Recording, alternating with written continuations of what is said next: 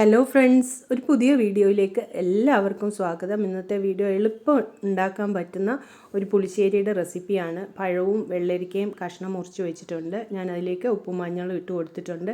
ഒരു 3 പച്ചമുളകും ഇട്ട് അതിൻ്റെ മൂടത്തൊക്കെ വണ്ണം വെള്ളവും ഒഴിച്ച് അടച്ചു വെച്ചിട്ട് നമുക്കൊന്ന് നന്നായിട്ട് കുക്ക് ചെയ്തെടുക്കണം. നല്ല ടേസ്റ്റുള്ള ഒരു പുളിശ്ശേരിയാണ്. ഓണത്തിന് എല്ലാവരും ഇതുപോലെ ഒന്ന് ഉണ്ടാക്കി നോക്കണം കേട്ടോ. വെള്ളരിക്കയൊക്കെ ഈ ഒരു വലിപ്പത്തിലാണ് ഞാൻ കട്ട് ചെയ്തിരിക്കുന്നത്. ഇതിനായിട്ട് ഒരു അരപ്പ് തയ്യാറാക്കാം. അതിന് വേണ്ടിയിട്ട് ഒരു മുറി തേങ്ങ, കുറച്ച് ജീരകം, പച്ചരി, പിന്നെ ചുമന്ന മുളക് ഒന്ന് വെളിച്ചെണ്ണയിലൊന്ന് വാട്ടിയെടുത്തതാണ്. അതും കുറച്ച് തൈര് ഒഴിച്ചിട്ടാണ് അരച്ചെടുക്കുന്നത്. തൈര് ഒഴിച്ച് തന്നെ അരച്ചെടുക്കാൻ ശ്രമിക്കുക. നല്ല ടേസ്റ്റാണ് തൈര് ഒഴിച്ച് അരയ്ക്കുമ്പോൾ. പെട്ടെന്ന് അരഞ്ഞും കിട്ടും.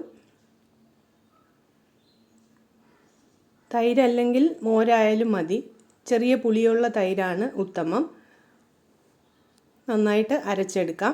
അപ്പോഴത്തേക്ക് കഷ്ണമൊക്കെ വെന്തിട്ടുണ്ടായിരുന്നു. ഞാൻ തുറന്നു നോക്കിയപ്പോൾ നന്നായിട്ടൊന്ന് ഉടച്ചെടുക്കാം.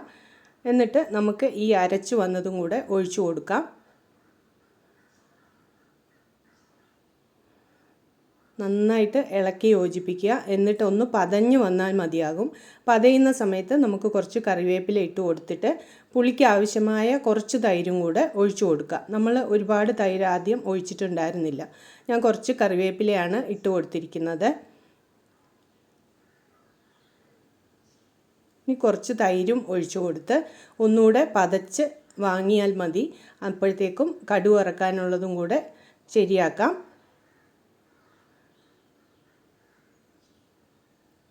കഴിഞ്ഞ ആഴ്ചയും വീഡിയോ ഒന്നും ഇടാൻ പറ്റിയില്ല. എനിക്ക് സുഖമില്ലായിരുന്നു.